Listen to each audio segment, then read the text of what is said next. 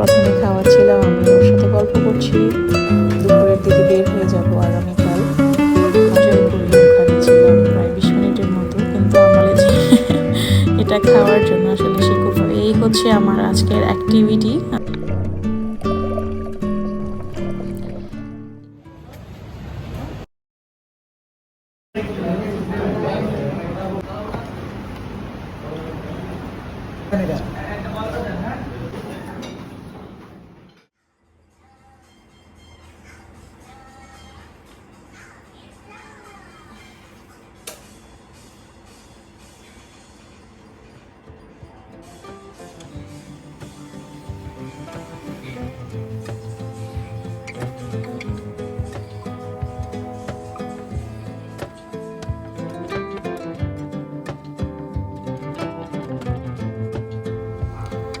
আসসালামু আলাইকুম সবাই, কেমন আছো? আমি তো খুবই ভালো আছি। আমাদের মালদ্বীপসে এটা তৃতীয় দিন, থার্ড ডে। আমি সকালে একবার উঠেছিলাম, কারণ আমার হাজব্যান্ড আজকে মাফুসি আইল্যান্ড চলে গিয়েছে। তার সকাল 7টায় গাড়ি এসেছে, আর সে সকাল 6টায় ঘুম থেকে উঠে ব্রেকফাস্ট করেছে লবিতে। চলে গিয়েছে হচ্ছে মাফুসি আইল্যান্ডে। এখান থেকে গাড়ি দিয়ে যাবে হচ্ছে বিচের পার, বিচ থেকে স্পিড বোট দিয়ে যাবে ওখানে ঘোরার জন্য। আর আমি আমার মেয়ে যাইনি, হোটেলেই আছি, এখানেই আশেপাশে ঘোরাঘুরি করব।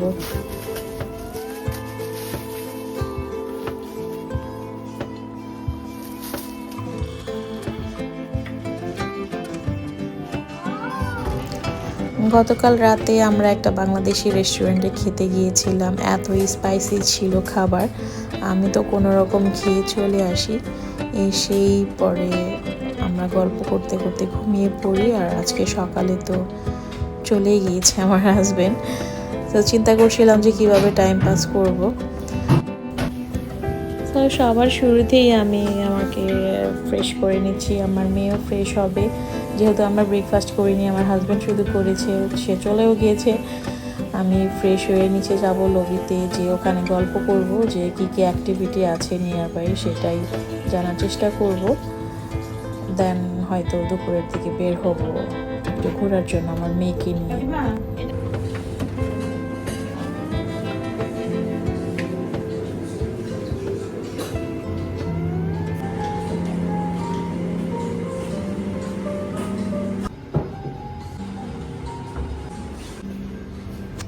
এখানে খুব সুন্দর খাবার রাখা ছিল, রুটি ছিল, রাইস ছিল, গতকাল ওরা পাস্তা দিয়েছিল।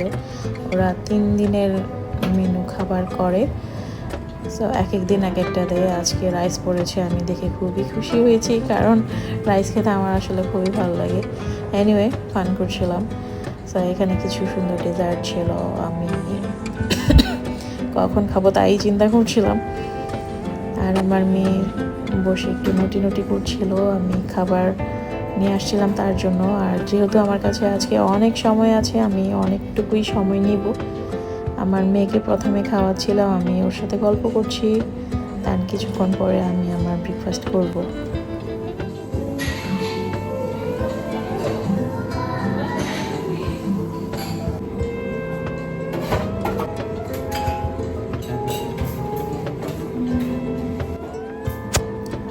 আমার মনটা একটু স্যাড হচ্ছিল, কারণ আমার হাজব্যান্ড আমার পাশে নেই, সে গিয়েছে মাফুসি আইল্যান্ডে। আর আমি যাইনি এই কারণে, আমার স্পিড বোটে উঠতে আমার খুবই ভয় লাগে।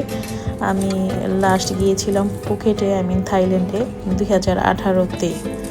হ্যাঁ, 2018 সালে গিয়েছিলাম। তো তখন যখন আমি ক্রাবে গিয়েছি, বিভিন্ন আইল্যান্ডে গিয়েছি, তখন একদিনের একটা প্যাকেজ ছিল, কিন্তু সবগুলি ছিল হচ্ছে স্পিড বোটে। পরে অনেক ভয় পাই, আমি অনেক কান্নাকাটিও করেছি। তখন আমি প্রতিজ্ঞা করেছিলাম যে আমি হয়তো আর কখনো স্পিড বোটে উঠবো না। আর এখন যেহেতু আমার মেয়ে আছে, আমি ইনফান্ট বেবি নিয়ে তো উঠতেই পারবো না স্পিড বোটে, সেজন্য আমি যাইনি। আর মাফুসি আইল্যান্ডে যেতে হলে স্পিড বোটেই যেতে হয়। সব কিছু চিন্তা ভাবনা করে আমি যাইনি, বলেছি আমি হোটেলেই থাকবো, হোটেলের আশেপাশেই ঘুরবো।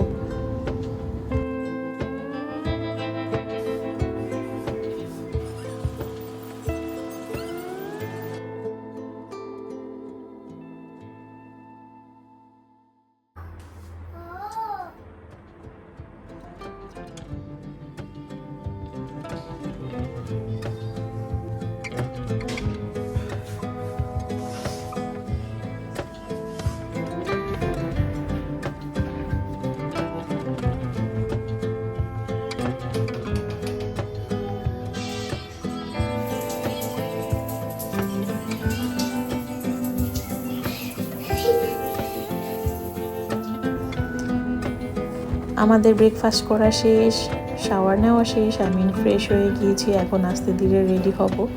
আর আজকের দিনটাই আমরা আছি, কারণ আগামীকাল সন্ধ্যায় আমাদের ফ্লাইট। আমরা দুপুরের দিকে বের হয়ে যাব আগামীকাল।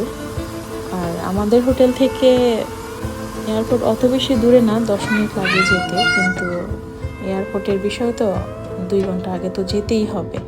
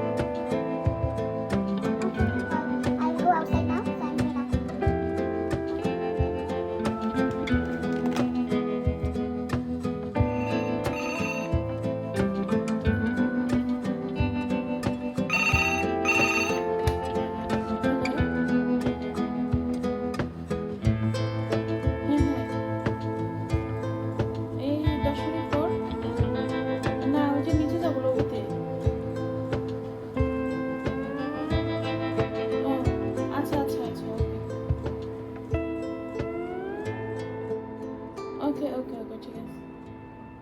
Okay, okay.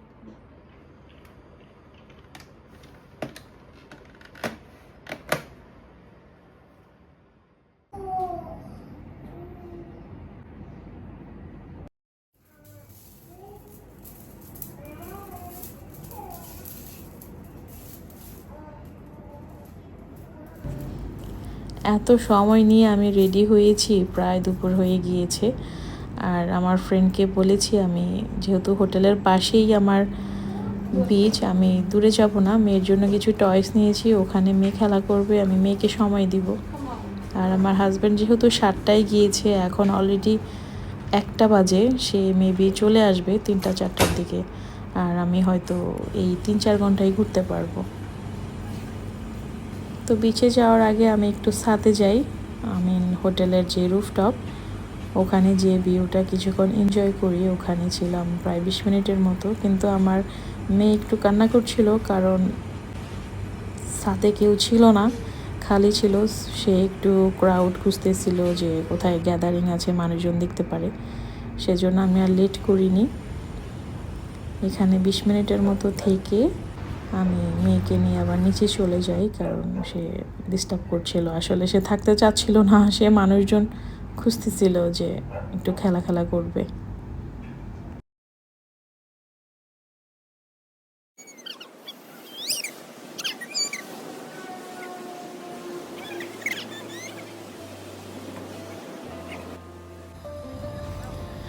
প্রায় 1:30 বাজে এখন। আর পিছনে যে আমার বিল্ডিংটা, ওটাই আমার হোটেল, এখানেই আমরা উঠেছি। আর একদম হোটেলের পাশেই হচ্ছে আমার বিচ। এত সুন্দর ভিউ ছিল। আমার ফ্রেন্ড মাঝখানে এসে আমাদেরকে 2টা কোকোনাট দিয়ে যায়, বলে যে এটা খাওয়ার জন্য। আসলে সে খুব ফানি, আমি তাকে ফুটেজে নেইনি, কিছু প্রাইভেসি মেনটেন করে। এনিওয়ে, আমার মেয়ে বলছিল যে নিচে যাবে, কারণ সে যেহেতু টয়স এনেছে খেলবে। আমি তাকে হেল্প করছিলাম নিচে নামার জন্য।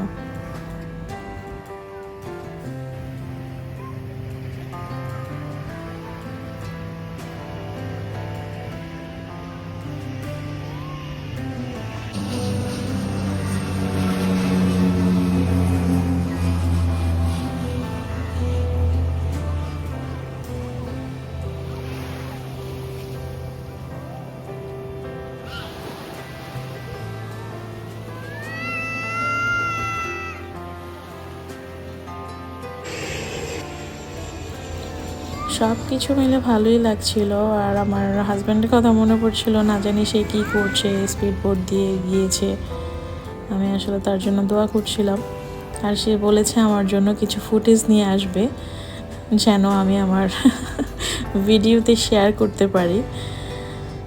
সো এইদিকে আমি একটু পানিতে নেমে দেখছিলাম, যেহেতু আগামীকাল চলেই যাব, এখন পর্যন্ত পানিতে নামিনি। আর মেয়ের জন্য বেশি দূর যেতেও পারছিলাম না, কারণ সে চিন্তা করছিল যে মা কোথায় যাচ্ছে। সে পছন্দ করছিল না যে তাকে ছেড়ে আমি পানিতে নামি বা দূরে যাই, সেজন্য তার কাছাকাছি ছিলাম।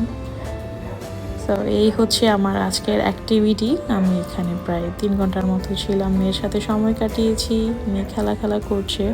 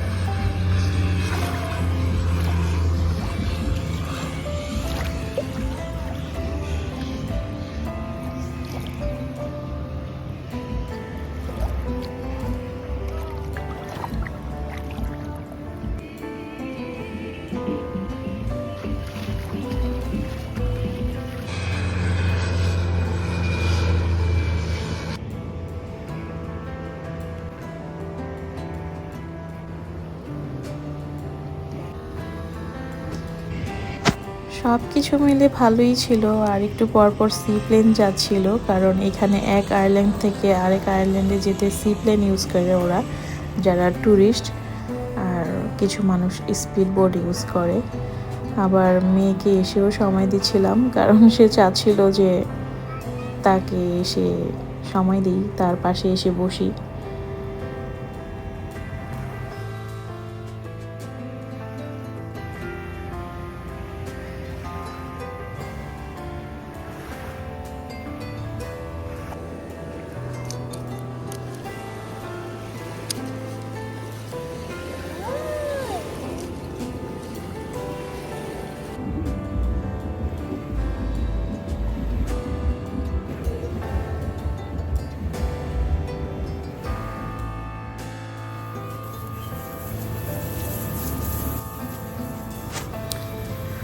চারটা বেজে গিয়েছে প্রায়। এরই মধ্যে আমার ফ্রেন্ড আবার এসেছে, এসে আমাকে বলেছে যে কেন এতক্ষণ পানিতে নেমে আছি, যেন উঠে হোটেলে চলে যাই। তো তার কথা মতো আমিও চলে আসি। আর যেহেতু অলরেডি 3 ঘন্টা হয়ে গিয়েছে, মেয়েও টায়ার্ড, মেয়ে খাওয়ার টাইম হয়ে গিয়েছে, যেহেতু সে লাঞ্চ করেনি, সকালে ব্রেকফাস্ট করেছে, তাকে লাঞ্চ করাতে হবে, দেন আমিও কিছু খাবো।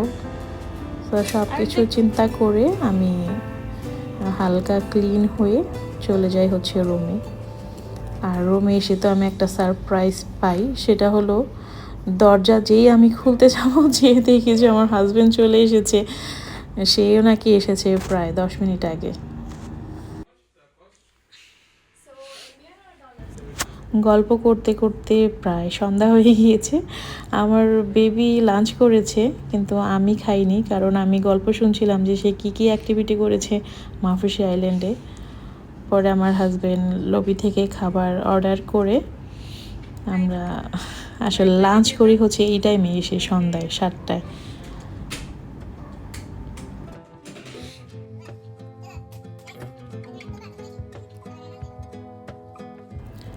সব কিছু মিলে আলহামদুলিল্লাহ ওদের সার্ভিস খুবই ভালো ছিল হোটেলের, যেহেতু আমার ফ্রেন্ডও আছে।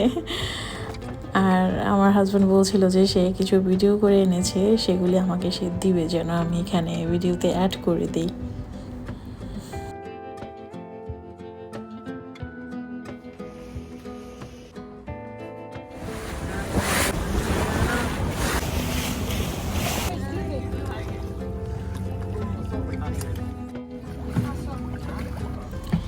এই হলো মাফুসি আইল্যান্ডের ভিডিও, সে আমার জন্য করে নিয়ে এসেছে।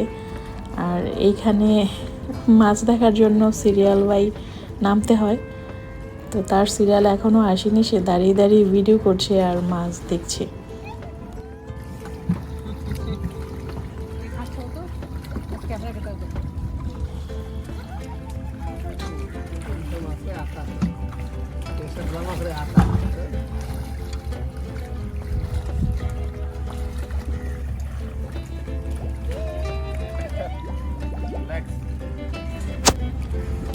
এখন আমার হাজব্যান্ডের পালা, সে নামবে। সে আমাকে বলেছে যে এই ভিডিওটা করার জন্য তাকে কিছু ডলার্স গুনতে হয়েছে। যখন সে মাছ দেখবে অন্য একজন ভিডিও করে দিবে, তাকে পয়সা দিতে হবে। এই পার্টটা সে মোটামুটি এনজয় করেছে, কারণ সে যখন বোরাকে গিয়েছিল ফিলিপাইন তখন সে এই জিনিসটা করেছে, এই রাইডটা করেছে। আর এখানে তাকে নিয়ে এসে হচ্ছে আরেকটা আইল্যান্ডে, এখানে সে কিছুক্ষণ হাঁটাহাঁটি করে। আমাকে যা বলেছে, সে আমব্রেলাও ইউজ করেছে, বলতেছে যে এত রোদ ছিল ওখানে, কিন্তু রোদ গায়ে লাগছিল না, কিন্তু তারপরও সে ছাতা ইউজ করেছে। আর এখানে হচ্ছে ডলফিন মাছ, সে এটা নিয়ে খুব এক্সাইটেড ছিল, কারণ নিজ চোখে এত কাছ থেকে সে ডলফিন দেখেছে। এটা নিয়ে সে খুব গল্প করেছে যে তুমি যাওনি, মিস করেছো, অনেক কাছে চলে এসেছিল ডলফিন মাছ।